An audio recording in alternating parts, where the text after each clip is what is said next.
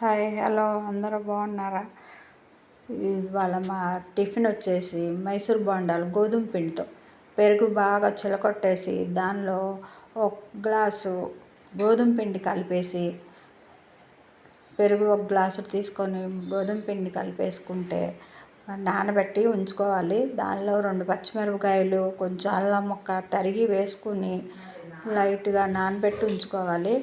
ఉంచుకున్నాక బోండాలాగా ఒక అర్ధగంట అయిన తర్వాత బోండాలాగా వేసుకోవాలి.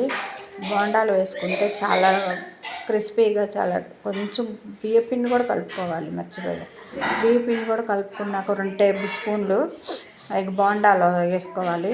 నూనె కూడా పీల్చదు, చాలా టేస్ట్గా వస్తాయి. చాలా బాగున్నాయి, నాకైతే బాగా నచ్చినాయి.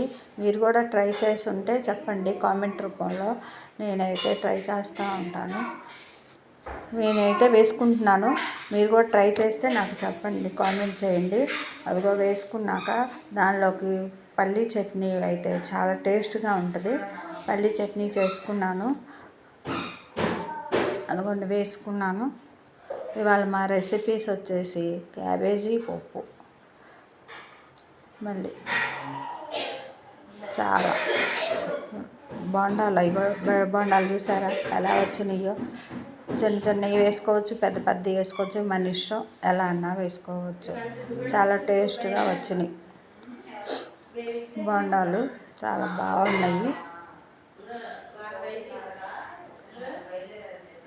చూసారా?